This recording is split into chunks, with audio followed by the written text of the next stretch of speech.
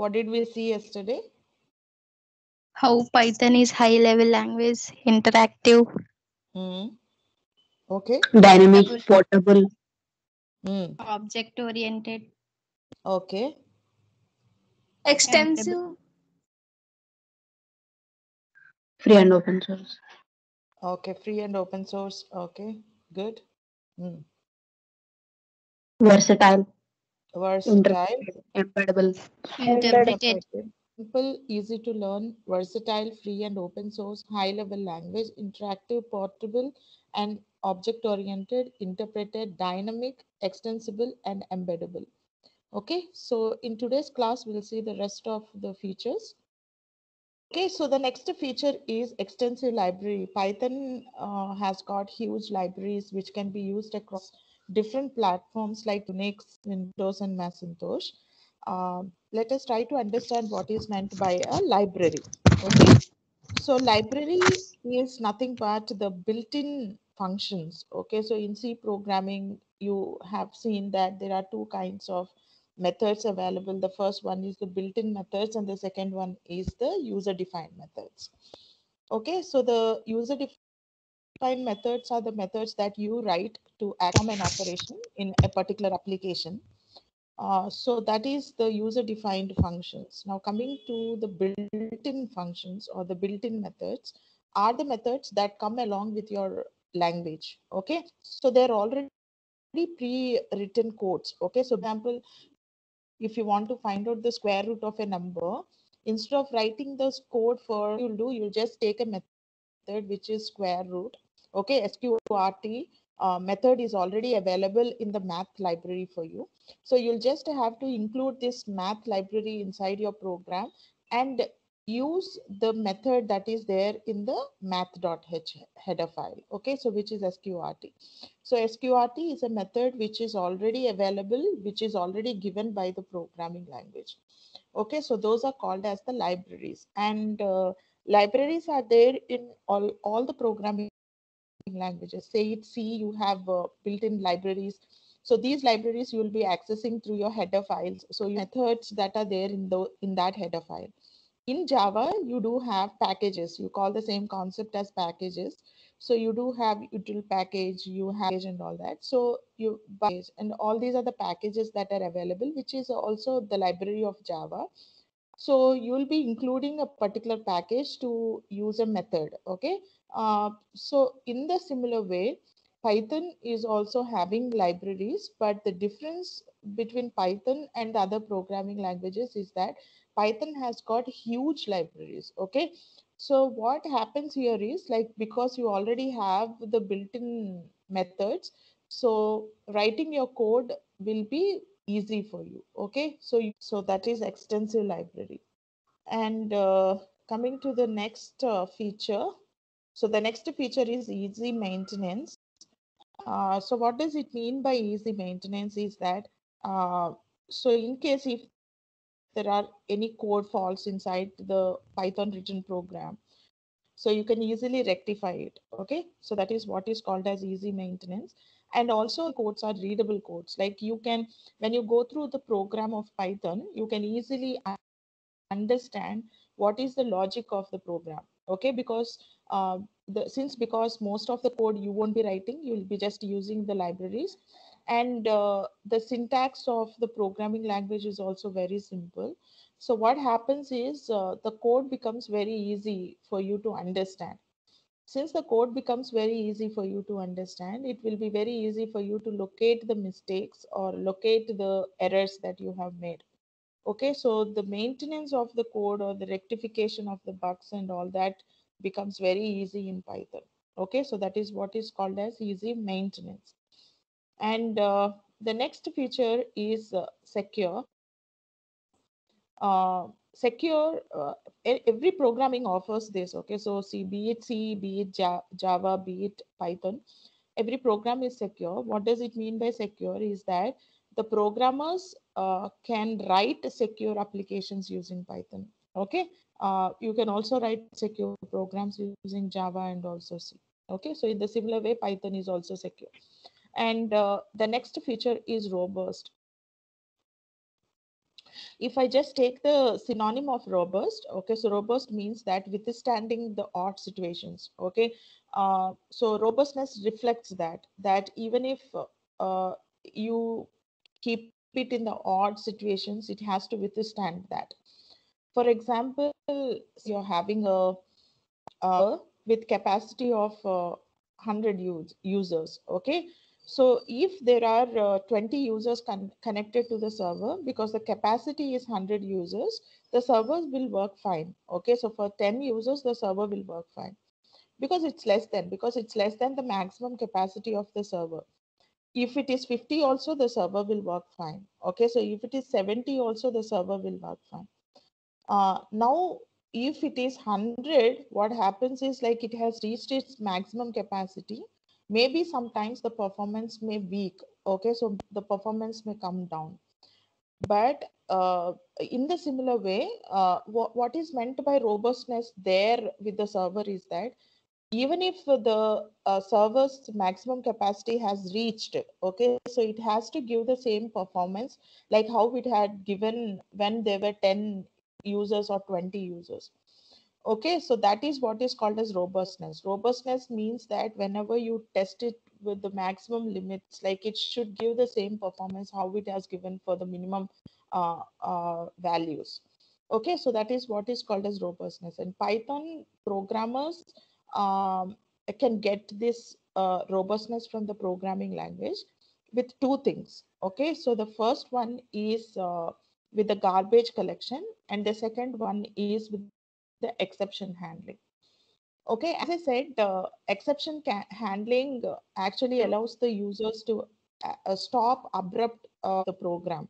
Okay, so because if there are exceptions in the program, exceptions generally are the runtime errors, and these exceptions arise during runtime, meaning that when your program is under execution, and such type of exceptions to need to be handled to avoid sudden termination of your program.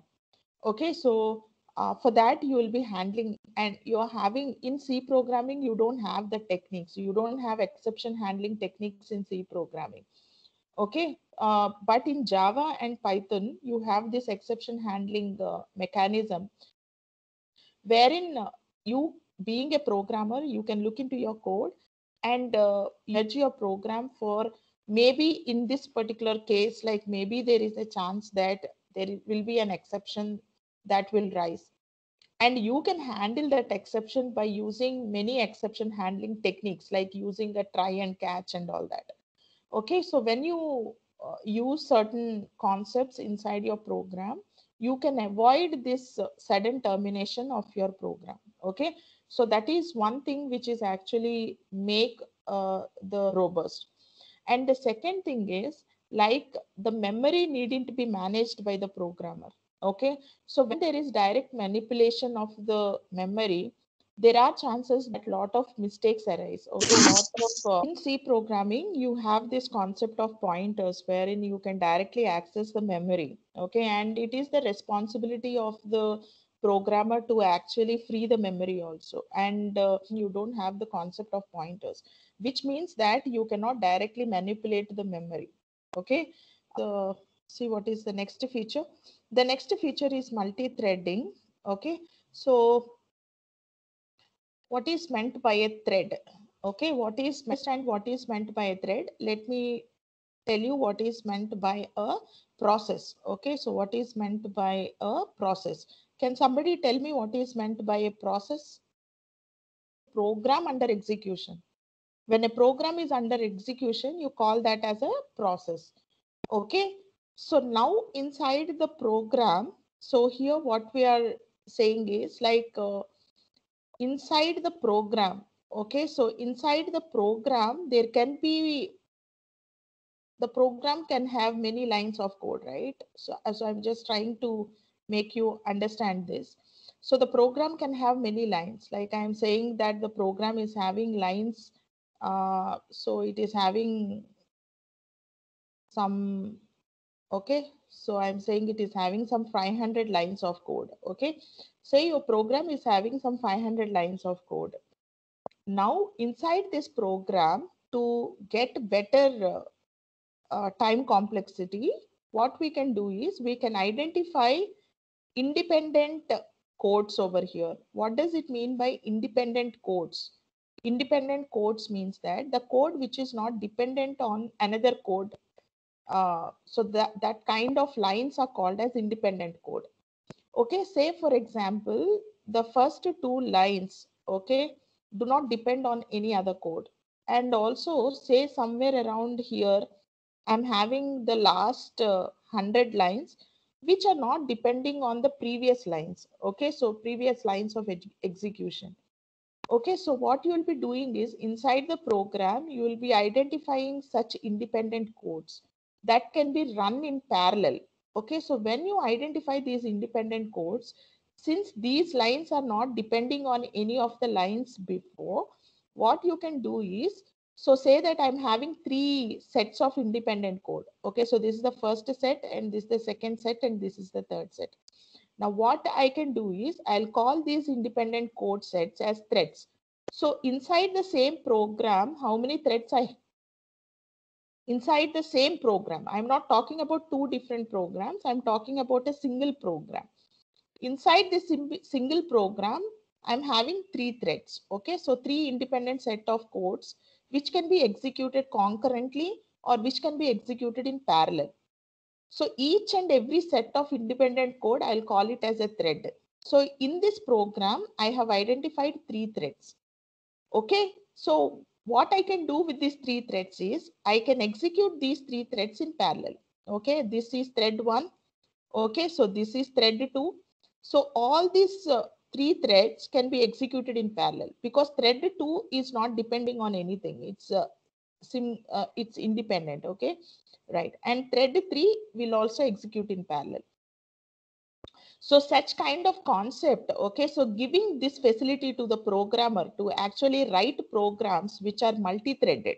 Okay, so that facility you don't have in C programming. In C programming, everything is sequential. Okay, so everything is sequential. Only you start from the first line of the code, it ends with the last line of the code. So that is C programming. But multi-threading is a capability that we give to the programmer so that he can execute multiple threads from a single program.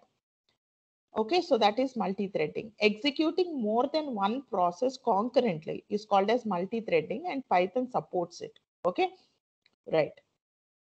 So I hope everybody understood what is multi-threading. Is it clear, Ma?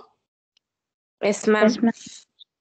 Okay, and the next feature is garbage collection.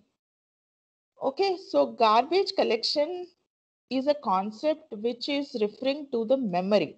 Okay, so memory management. So here garbage collection is taken care by the Python runtime environment.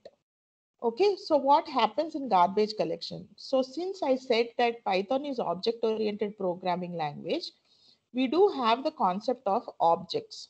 Okay, so objects are generally stored in heaps. Okay, so objects are generally stored on heaps. Now what happens is it is a memory, and it is always needed that you clear unreferenced objects. Okay, so if an object is not referenced by is not having any reference, so you need to delete that object so that the memory can be used again. Okay, so the recycling of the memory can take place. Okay, if you are not recycling the memory, what happens is there will be all objects and the memory will be occupied by the objects which are unreferenced. And what happens is later on when you write new programs and you want the memory, then you will be getting a error stating that memory is full. Okay, so memory not available. So it is always needed that since memory is limited. Okay, so it is not infinite, right? Memory is not infinite. You have limited memory and you have to use that limited memory efficiently. So memory management is a very big task. Okay, so that's the reason in C programming you have a method which is called as a dynamic memory allocation. Apart from malloc, alloc, which realloc, which allocates memory, you also have studied one method which is called as free method. This free method actually frees the pointer, which means that needed that the memory is handled efficiently. Now, the point here is memory management. Who has to do this memory management? Now, in C programming, the programmer will be doing all the memory management. It is the burden on the programmer that he has to also see whether the memory is free, he is freeing the memory or not. So the concentration of the programmer there while writing C programmer will be like on the logic, as well as he has to see to it that he is handling the memory efficiently. So to take off that burden from the programmer in the future languages like Java and Python, the garbage collection or the memory management was taken off from the programmer. So the programmer cannot directly manipulate the memory. Only the memory management will be done by in Java, it is done with Java virtual machine, and here it is done by Python virtual machine. Okay, right. So what objects are eligible for garbage collection? The objects that is not referenced is eligible for garbage collection. Okay, right. So with this, we have come to the end of features of Python. I hope everybody understood all the features. Yes, ma'am. Okay, next topic that we are going to discuss is limitations of Python. Okay, so now that we have seen the features, like we understood that Python is a very good programming language through which you can do many things. Okay, but there are some things that you cannot do with Python. Those are called as the limitations of Python. So let us take a look into it. Python is slow compared to C and C++ as it is interpreted languages. That Java is also an interpreted programming language. And is Java faster than C and C++? No. Every interpreted programming language is slow compared to the compiled programming languages like C and C++. But why we are preferring Python and Java is that they're having this now in today's world. What happened is the computation speed have increased. Like you can do horizontal scaling and improve the computational speed. In olden, the limitation of Python and Java, being it slow compared to C and C++, has been nullified. Okay, taking other aspects of Python and Java, the features of Python and the features of Java, they're very good. Okay, so it is object oriented, wherein you can just model the real world scenario into programming very easily.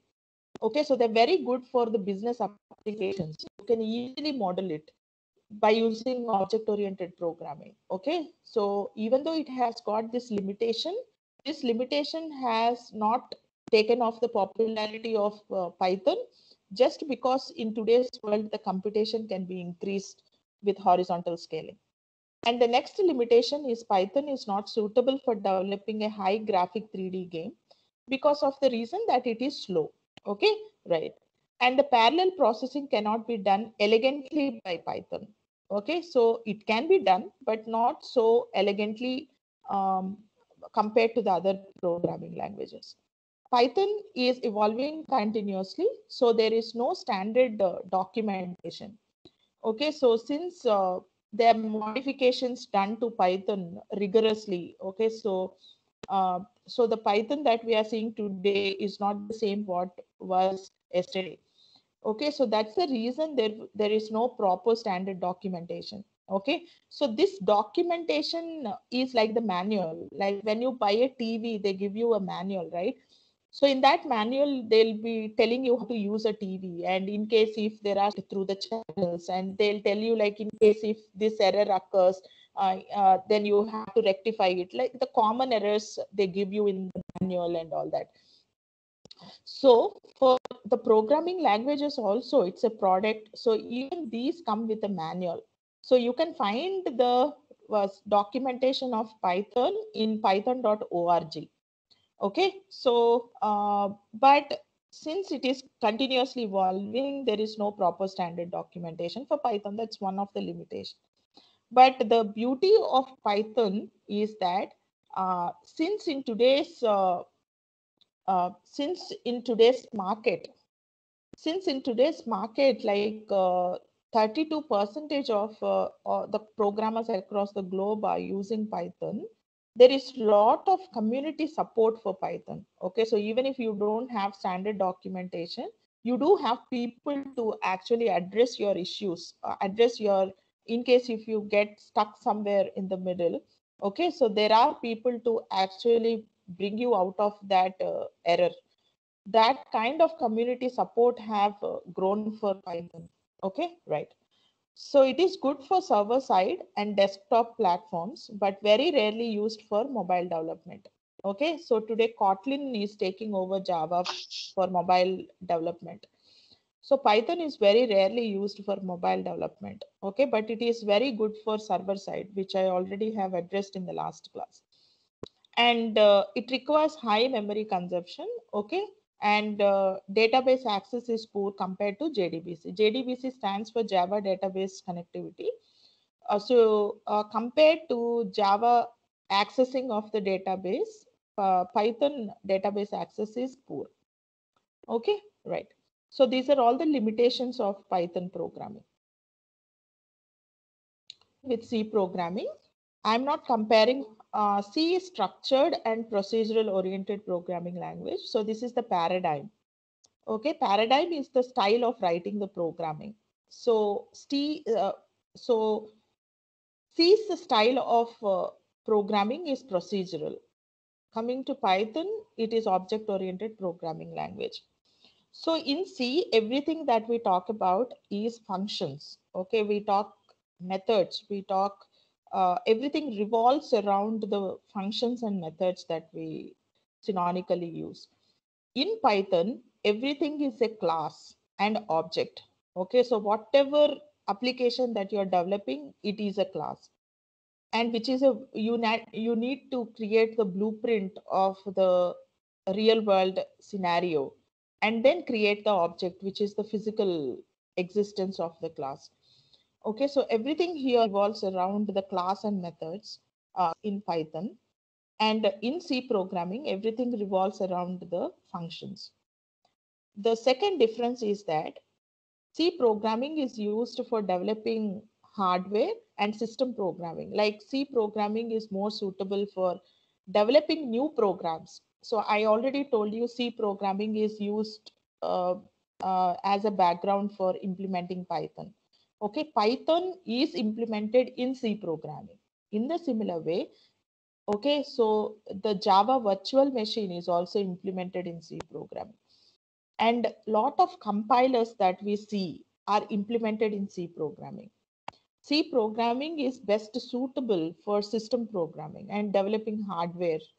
Now coming to Python, Python is used to develop general purpose applications for be it coming to, that's why it is called as versatile. Okay, you can start off with web development, then go to gaming and go to the scientific applications.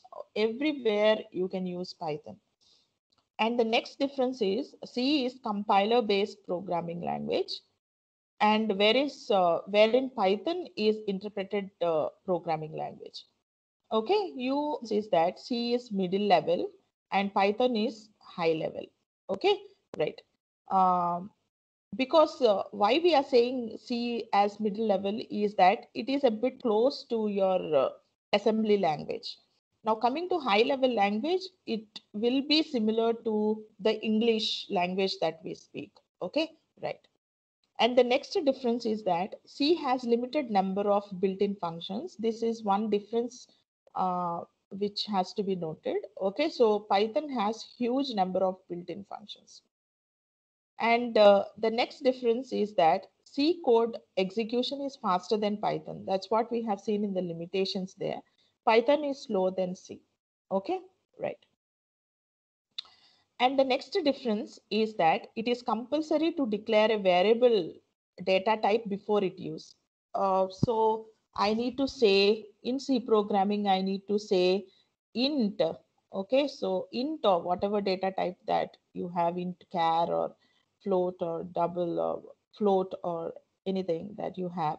you need to declare the data type, and then I'll say int a. Okay, so this type of declaration is needed. When I say this is variable a, so the variable should be associated with the data type, because the data type decides the range of the values that a can hold. But in Python, I can simply say a, okay, and I can assign a value. If I say a is equal to 10, what happens is this is also valid. Okay, so this is absolutely valid. And based on the value that I gave here, since I gave 10 over here, so it will understand that a to be an integer, because 10 is a whole number. So Python internally assigns the data type to the variable a to be integer. Okay, so because the assigned C and Python. And the next difference is that C's program syntax is harder than Python. That's what we said, like it's middle level. And coming to Python, the syntax is easy to learn and code is easy to read. The readability of the code is good in Python. Okay, so because there is no hard syntax rules and all that. Because in C, like everything is a rule, like semicolon. There are so many rules that the programmer need to, syntactical rules the programmer need to learn before writing a C program with respect to semicolon and all that. But Python do not have all that syntaxes. Okay, right. And no garbage collection in C programming. That's what I have been explaining you in the previous slide. And garbage collection is there in Python. And C has pointers, Python do not have pointers. Okay, so because why Python and Java do not have pointers is to give it more security. Okay, so security comes with when we restrict the memory management. Okay, so if there is memory management, what happens is the security becomes less, because you are giving the permission to directly access the memory. So anything can happen in the memory. But when you restrict the access to the memory, what happens is the security of the programming language increases. So to give security, pointers are avoided in Python and Java. This is a very, very important interview question. Okay, so why pointers are not supported in Java and why pointers are not supported in Python. Okay, right. And the next difference is no multi-threading support. And herein you have multi-threading. I told you what is multi-threading. A program under execution is called as a process, and inside the process you can have multiple independent codes, and these multiple independent codes can be executed in parallel or in concurrent. So such type of programming capability that you give to a programmer is called as multi-threading capability. And that multi-threading capability you don't have in C, you have that capability in Python. And the basic if statement will be written as like this in C programming. Okay, so if followed by parentheses, and then you have to write the condition inside the parentheses. Okay, so say with any of the relational operators, A is greater than B or whatever, any kind of condition, you have to put it in the parentheses. But the basic if statement will be written as just if and colon. Okay, so that's wherein like the syntax of Python is simplified. Okay, so rather than having these parentheses and all that, because for every open parenthesis there need to be a closing parenthesis, because that strict is the syntax in C programming. For every curly bracket you need to have a closing curly bracket. Everything should match.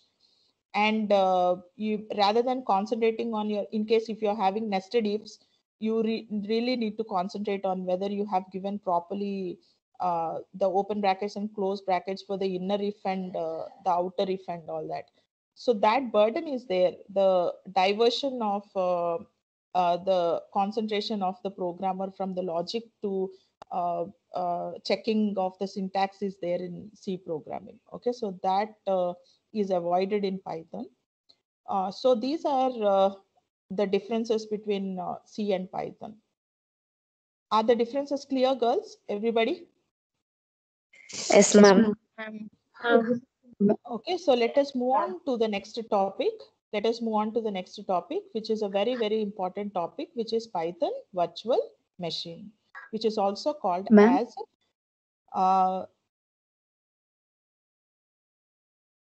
right.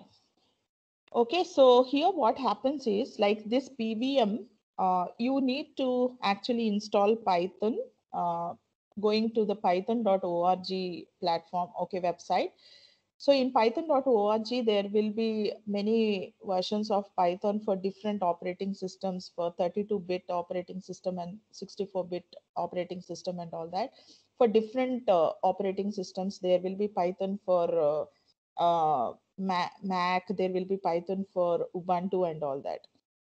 Okay, so we'll just try to understand. Now I said it is platform independent, but I'm saying that you have this Python for different platforms. So let us just try to understand it. Okay, so the source code that you write, okay, so you'll be writing the source code, and the source code is generally saved with the .py extension. Okay, so this .py extension says that it is Python file, and this Python file is given to the compiler. Okay, so you don't need to do anything. Okay, so this part is taken care of your Python interpreter.